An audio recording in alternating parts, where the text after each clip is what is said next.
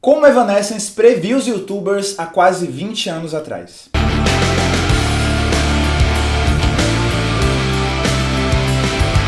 A banda Evanescence fez muito sucesso na década passada, vendendo mais de 17 milhões de cópias só no seu álbum de estreia, Falling, que é conhecido por suas letras depressivas, potencialmente suicidas e por alguns hits inesquecíveis, como Bring Me to Life e My Immortal. Só que o álbum também teve um single muito interessante, a música Everybody's Full. No seu clipe, vemos Emily interpretar uma mulher sorridente em um comercial de pizza, mas a marca da pizza é no mínimo curiosa.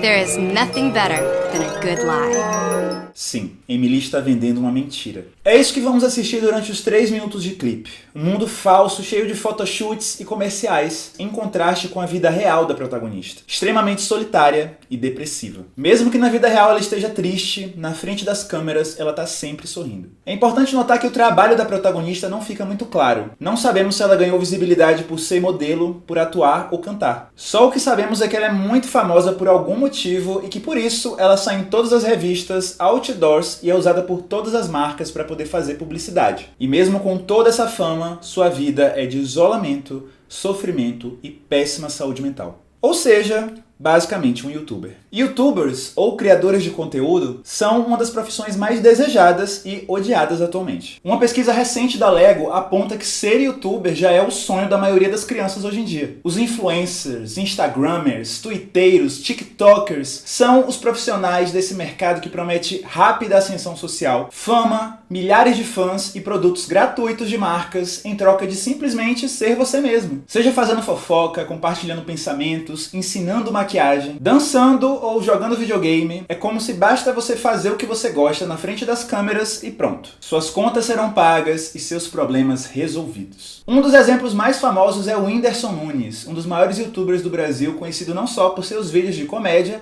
mas também por suas publis com grandes marcas. Imagina a surpresa que foi pra internet descobrir que por trás desse cara sorridente, alegre, bem-humorado, existia um cara com depressão. Depressão existe. Com toda certeza. Tá aí eu pra provar. Pois é, e ele não é o único. Felipe Neto, outro gigante das redes sociais, também assumiu a mesma coisa. Eu sofro com depressão. É um problema leve o meu, não é muito grave. Eu sou diagnosticado e medicado. Só que se a profissão é tão incrível assim, por que é que esses criadores estão depressivos? Primeiro porque ser youtuber é, de certa forma, criar uma persona. Algumas são mais explícitas, como a Rita Von Hunt, por exemplo, que claramente é um personagem. Rita em 5 minutos, padrão de beleza, tomada 1. Ai, puta assunto chato. Oi, gente! Mas até os youtubers que se propõem a ser eles mesmos, como o Whindersson, o Felipe Neto e a Jujute, por exemplo, também acabam assumindo um papel na frente das câmeras. Pode ser o papel de fazer você rir, refletir, aprender algo novo, saber a treta do momento ou entender o significado de um clipe, por exemplo. Na frente das câmeras eles parecem felizes, sorridentes e energéticos, porque é isso que o público quer assistir. Só que em alguns momentos, esse personagem fica difícil de sustentar. Mesmo que os criadores estejam mal, muitas vezes eles são obrigados a fingir que estão bem para poder gravar um vídeo ou uma publi. Isso quando eles não se sentem pressionados pelo seu público para poder criar algo sem vontade ou tempo para isso. Tudo isso vai tirando cada vez mais a autenticidade e a paixão de criar, fazendo com que o conteúdo vire cada vez mais uma performance feita para vender do que uma expressão de si mesmo. As redes sociais reproduzem uma lógica de mercado, onde o conteúdo mais vendável é o mais recomendado pelo algoritmo. O conteúdo precisa vender algo que as pessoas querem consumir para poder ser relevante. Beleza, sucesso, inteligência, um relacionamento perfeito, um emprego dos sonhos, viagens incríveis. Mesmo que a vida real não seja tão perfeita assim, o que vale é a performance. Porque quanto mais perfeita ela é, mais aplausos você recebe.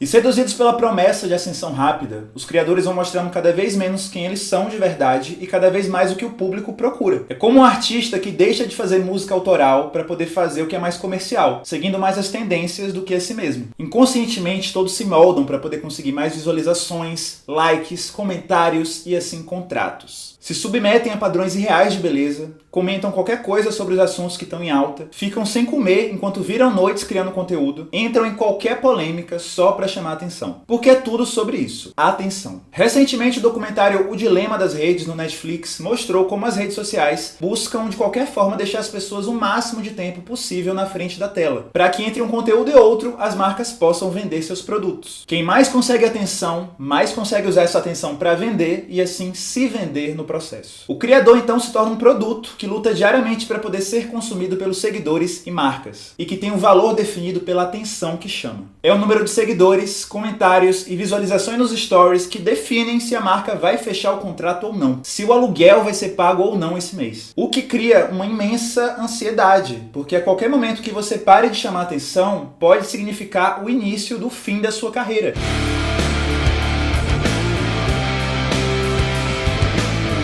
Descobrir que suas fotos floparam ou que você está perdendo seguidores, uma futilidade para a maioria das pessoas, pode significar o fim da sua segurança financeira se você trabalha com redes sociais. Tudo isso somado à hipercompetição que acontece nas redes, numa lógica de game onde todos estão vigiando o desempenho alheio. Todos os seus movimentos são quantificados em números, fazendo com que você seja avaliado por qualquer interação. Você precisa lutar diariamente para poder manter seus números ou aumentá-los, senão você fracassa publicamente e coloca em risco seu sustento. Segundo uma pesquisa do DStudio, 81% dos youtubers brasileiros se sentem pressionados a criar novos conteúdos para poder manter sua audiência. 1 em cada 5 deles chega a sofrer de forma patológica, chegando a desenvolver transtorno de ansiedade. Para piorar, ao mesmo tempo que você precisa criar o máximo de conteúdo para poder se manter relevante, você começa a ter medo de criar conteúdo e ser mal interpretado, exposto por alguém e alvo de um linchamento virtual.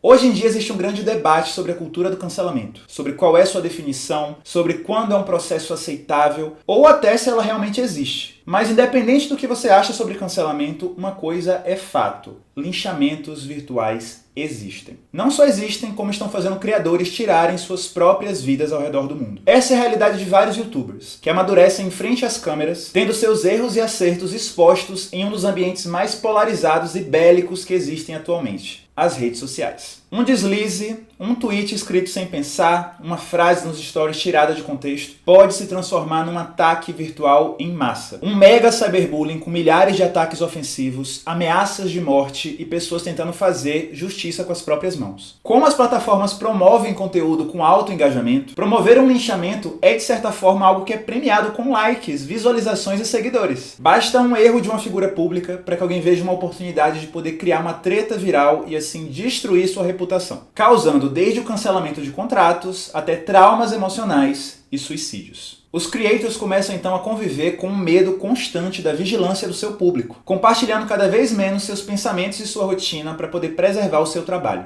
Mas que trabalho? Influenciador nem trabalha, só tira foto e faz stories. É muito estranho que essas pessoas que são chefes de si mesmas estejam reclamando de burnout.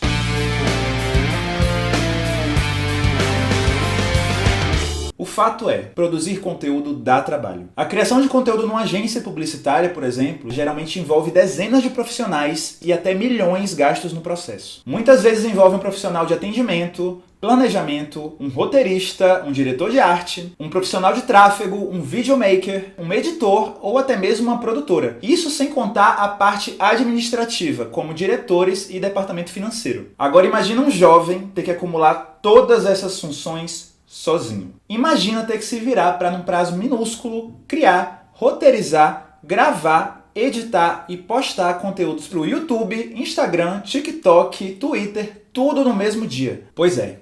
Quanto mais conteúdo você criar, mais você é priorizado pelo algoritmo da rede social. Na teoria, é uma meritocracia. Quanto mais esforço, mais sucesso. Na prática, não é bem assim. Afinal, alguns testes recentes revelam que se você está dentro do padrão racial, o algoritmo te prioriza e você consegue likes e seguidores com muito menos esforço. E não existem férias. Você precisa postar sempre, senão seu engajamento some. A sonhada liberdade para poder fazer o seu próprio horário faz com que você trabalhe em excesso, pois seu limite passa a ser definido não por um chefe, mas por sua própria habilidade. E como diz o livro A Sociedade do Cansaço, se você é livre para fazer seu horário, a liberdade deveria significar a ausência de coação. Só que na realidade significa coagir a si mesmo. Uma autorrepressão muito mais intensa, porque diferente do trabalho normal, você está 24 horas por dia sendo vigiado pelo seu chefe, você mesmo. Segundo o livro, as enfermidades psíquicas como depressão e burnout são a expressão de uma profunda crise da liberdade. A repressão dos empregos tradicionais dá lugar à depressão, onde você é livre para poder reprimir a si mesmo. E aí você se reprime para poder produzir o máximo possível, virando madrugadas para poder postar o conteúdo mais rápido e ser priorizado pelo algoritmo. É como se até nos fins de semana você tivesse uma voz na sua cabeça se culpando por não estar produzindo bastante. Some tudo isso a uma lógica de trabalho home office, sem colegas para socializar, onde se torna mais importante criar conteúdo para poder interagir com seguidores do que ver a família e amigos.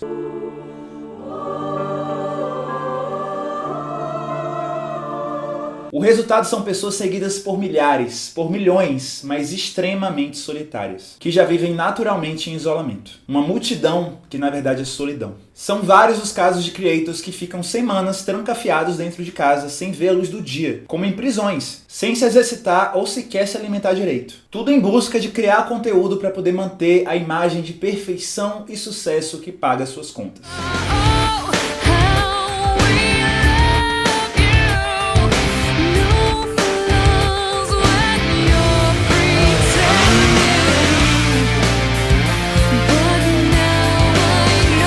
Seria então um influenciador um impostor que vende mentiras? Ou seria ele só um produto de um sistema onde todos nós estamos inseridos? Onde todos temos que ignorar nossos sentimentos e problemas pessoais em busca de trabalho e dinheiro para sobreviver? Quem nunca engoliu o choro no serviço e continuou produzindo como se nada tivesse acontecendo? Quem, trabalhando ou não com redes sociais, tem coragem de postar algo que vai fazer o seu valor parecer menor, como uma crise pessoal, profissional ou financeira? Poucos de nós. E não por falta de coragem, mas porque vivemos num sistema onde quanto menos valor você tem, mais violentado, ignorado e invisibilizado você é. Um sistema que é baseado na naturalização do genocídio de quem parece ter menos valor racial, social ou de gênero. Um sistema onde números e padrões definem se a sua vida vai ser valorizada pelos outros, para que você seja tratado como ser humano, se torne alguém na vida e possa consumir o que tem valor também. Todos nós somos produtos em uma enorme prateleira virtual, lutando diariamente para ser consumidos e assim consumir também. Por isso, mesmo não tendo sido criada para poder falar da vida dos youtubers, Everybody's Fool cabe muito bem como uma crítica à lógica que eles estão inseridos. É claro que essa profissão também tem coisas muito incríveis, como conseguir falar com uma enorme audiência, pagar suas contas e receber presentes de marcas. É sem dúvida um enorme privilégio que poucas pessoas têm acesso num sistema onde a maioria delas são condenadas ao desemprego, à pobreza e à fome. Mas tudo tem um preço. E nesse caso, muitas vezes, é depressão, ansiedade, medo, burnout e solidão.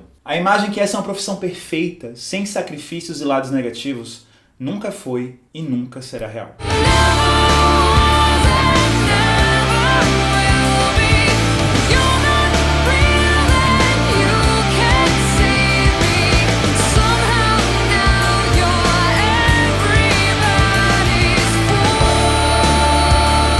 Mesmo que não dê para mudar essa realidade do dia para noite, a gente pode tentar mudar nossa mentalidade. Ser criador de conteúdo não precisa ser sinônimo de ser escravo do algoritmo. Nenhum engajamento é mais importante que a sua saúde mental. Acredite. É melhor perder um trabalho do que perder a cabeça. Se mesmo assim você quiser entrar nessa profissão e crescer nas redes sociais, lembre-se, é preciso crescer sem se perder. Uma forma de fazer isso é através do Como Crescer, o primeiro guia de saúde mental na internet criado de forma colaborativa por vários criadores de conteúdo que vivem esses desafios diariamente. Nele você encontra dicas para poder não trabalhar em excesso, controlar sua ansiedade, sobreviver a linchamentos e lidar com a solidão. Aproveita e segue lá. Essa foi minha análise de Everybody's Fool, do Evanescence. Me diga aqui embaixo o que é que você achou e me diga também se tem mais algum clipe que você recomenda que eu analise. Eu sou Espartaco Santiago e se você quiser ver mais vídeos, não esquece de se inscrever no canal, de ativar o sininho para poder receber notificações dos próximos vídeos e de me seguir lá no Instagram. É só procurar lá Espartacus.